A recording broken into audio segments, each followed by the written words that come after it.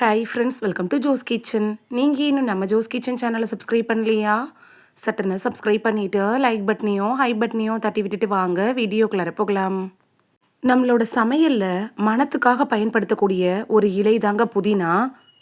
புதினாவை சமையலில் பயன்படுத்துறதுனால நமக்கு கிடைக்கக்கூடிய ஆரோக்கிய நன்மைகள் என்னென்ன, யாரெல்லாம் சாப்பிடலாம், யாரெல்லாம் சாப்பிடக்கூடாது, எந்த விதத்தில் புதினாவை பயன்படுத்துகிறப்ப நமக்கு ரெட்டிப்பு பலன் கிடைக்கும் அப்படின்னு எல்லாத்த பற்றியும் தெளிவாக இந்த ஒரு வீடியோவில் பார்க்க போகிறோம். இந்த வீடியோ உங்களோட ஹெல்த்தையே சேஞ்ச் பண்ணலாம். ஸோ வீடியோவை ஸ்கிப் பண்ணாமல் பாருங்கள் ஃப்ரெண்ட்ஸ். உங்களுக்கு புதினா பிடிக்கும் அப்படின்னா ரெட் ஹார்ட் கமெண்ட் பண்ணுங்கள். ஃபர்ஸ்ட்டு புதினால என்னென்ன ஊட்டச்சத்துக்கள் இருக்குது அப்படின்னு பார்த்துட்டு வந்துடலாமா? விட்டமின் ஏ, விட்டமின் சி, இரும்பு சத்து, கால்சியம், பொட்டாசியம், ஆன்டி ஆக்சிடென்ட்டுகள், நார்ச்சத்து அப்படின்னு நம்ம உடம்புக்கு தேவையான எல்லா ஊட்டச்சத்துக்களுமே புதினால நிறைஞ்சிருக்கு. புதினா சாப்பிட்றதுனால நமக்கு கிடைக்கக்கூடிய ஆரோக்கிய நன்மைகள் என்னென்ன அப்படின்னு தெளிவாக பார்த்துட்டு வந்துடலாம் வாங்க. நல்ல செரிமானத்துக்கு புதினா எப்படி பயன்படுது அப்படின்னு பார்க்கலாமா? சிலருக்கெல்லாம் எது சாப்பிட்டாலும் சீக்கிரத்தில் ஜீரணம் ஆகாது. வயிறு உப்புசம், வாயு தொல்லை, மலச்சிக்கல் இது மாதிரியான பிரச்சனைகளும் கூடவே இருக்கும்.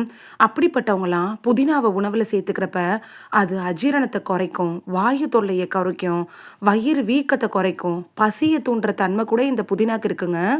புதினாவை நீங்கள் தொடர்ச்சியாக எடுத்துக்கிறப்ப அது மலச்சிக்கல் மாதிரியான பிரச்சனைகள் வராமல் தடுக்கிறதுக்கும் ரொம்பவே உதவியாக இருக்கும்.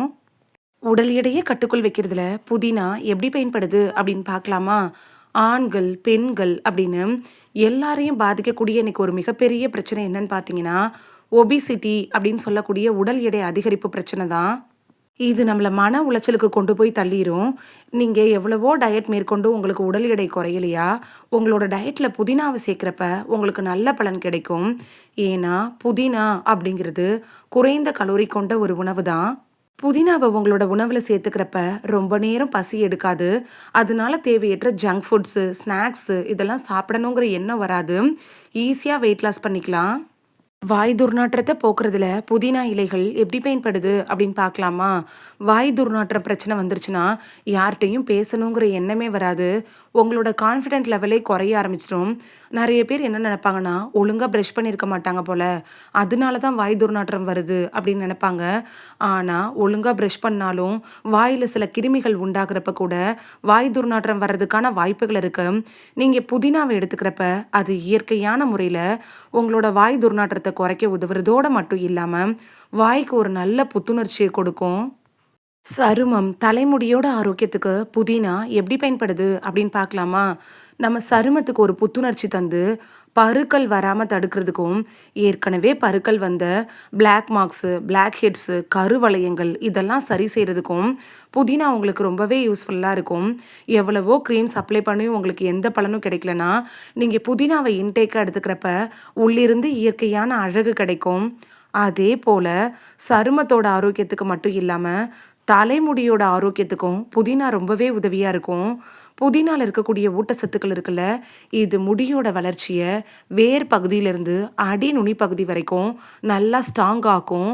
ஸ்பிளிட்டன்ஸ் அதாவது முடியோட அடிப்பகுதியில் இருக்குள்ள அந்த வெடிப்பை குறைக்கும். முடியை நல்லா ஷைனிங்காக மாற்றும். நோய் எதிர்ப்பு சக்தியை அதிகரிக்க செய்கிறதுல புதினா எப்படி பயன்படுது அப்படின்னு பார்க்கலாமா? ஒரு மனுஷனுக்கு எவ்வளவுதான் சொத்து சுகங்கள் இருந்தாலும் அவருக்கு நிறைய நோய்கள் வந்து தாக்க ஆரம்பிச்சிருச்சுன்னா நிம்மதி இல்லாத ஒரு வாழ்க்கையாக போயிடும். அதாவது நோய் எதிர்ப்பு மண்டலம் வலுவாக இருந்துச்சுன்னா எந்த ஒரு நோய் தொற்றுகளும் நம்மளை தாக்காது. அப்படிப்பட்ட நோய் எதிர்ப்பு மண்டலத்தை வலுப்படுத்தக்கூடிய சக்தி இந்த புதினாக்கு இருக்குங்க. ஏன்னு பார்த்தோன்னா புதினால விட்டமின் சி இருக்குது. இந்த விட்டமின் சி தான் நோய் எதிர்ப்பு மண்டலத்தை வலுவாக்குது. நோய் எதிர்ப்பு மண்டலம் வலிமை இல்லாமல் இருக்கிறப்ப தான் வெளியிலேருந்து வரக்கூடிய பாக்டீரியா, வைரஸ், நோய் தொற்றுக்கள்லாம் நம்மளை ஈஸியாக அட்டாக் பண்ணிடும். இதனால பருவ காலத்தில் சளி, காய்ச்சல் இது மாதிரியான பிரச்சனைகள் கூட நம்மளை வந்து அட்டாக் பண்ணும். நீங்கள் புதினாவை உணவில் எடுத்துக்கிறப்ப இதில் இருக்கக்கூடிய விட்டமின் சி இருக்குல்ல, இது நோய் எதிர்ப்பு மண்டலத்தை வலுப்படுத்திடும். அதனால எந்த ஒரு நோய் தொற்றுகளும் நம்மளை தாக்காமல் பாதுகாத்துக்கலாம். உடலில் வருள்ள அந்த அலர்ஜியை குறைக்கிறதுக்கு கூட புதினா உங்களுக்கு ரொம்பவே யூஸ்ஃபுல்லாக இருக்குங்க. இதையத்தான் ஆரோக்கியமாக வச்சுருக்கிறதுல புதினா இலைகள் எப்படி பயன்படுது அப்படின்னு பார்க்கலாமா? அந்த காலத்துலலாம் வயசானவங்களுக்கு தான் வயசு அதிகரிப்பின் காரணமாக இதய நோய்கள் வந்துட்டு இருந்துச்சு. இப்போல்லாம் ஓவராக ஆயிலில் ஃப்ரை பண்ண ஃபுட்ஸ் எல்லாம் குழந்தைகளுக்கு கொடுக்கறதுனால சின்ன வயசுலயே மாரடைப்பு மாதிரியான பிரச்சனைகள்லாம் வந்துடுது. நிறைய இறப்புக்கு காரணமும் இந்த இதய நோய்களாக இருக்குது. அப்படிப்பட்ட இதய நோய்கள் வராமல் தடுத்து இதயத்தை ஆரோக்கியமாக பாதுகாக்கிறதுக்கு இந்த புதினா இலைகள் அப்படிங்கிறது ரொம்பவே யூஸ்ஃபுல்லாக இருக்கும். எப்படின்னு பார்த்தீங்கன்னா, புதினா இலைகள்ல இருக்கக்கூடிய ஆன்டி ஆக்சிடென்ட்டுகள் இருக்குல்ல, இது செல்களை பாதுகாக்கிறதுக்கு உதவியாக இருக்குது. சமநிலையான உணவில் ஒரு பகுதியாக நீங்கள் புதினாவை எடுத்துக்கிறப்ப அது உங்களோட இதயத்தை ஆரோக்கியமாக வச்சிருக்கிறதுக்கு உதவியாக இருக்கும். சர்க்கரை நோயை கட்டுக்குள் வைக்கிறதுல புதினா இலைகள் எப்படி பயன்படுது அப்படின்னு பார்க்கலாமா? புதினால இருக்கக்கூடிய ஊட்டச்சத்துக்கள் இருக்குல்ல, இது சர்க்கரை நோயை கட்டுக்குள் வைக்கிறதுக்கு ரொம்பவே உதவியாக இருக்குங்க. ஆனால் இது மருந்துக்கு மாற்று இல்லை. டாக்டர் உங்களுக்கு ரெக்கமெண்ட் பண்ணியிருப்பாங்கல்ல, அந்த டேப்லெட்ஸ் எடுத்துக்கணும். அதோடையே புதினாவை உணவில் சேர்த்துக்கிறப்ப உங்களுக்கு ரெட்டிப்பு பலன் கிடைக்கும். கண்களோட ஆரோக்கியத்தை மேம்படுத்துறதுல புதினா இலைகள் எப்படி பயன்படுது அப்படின்னு பார்க்கலாமா?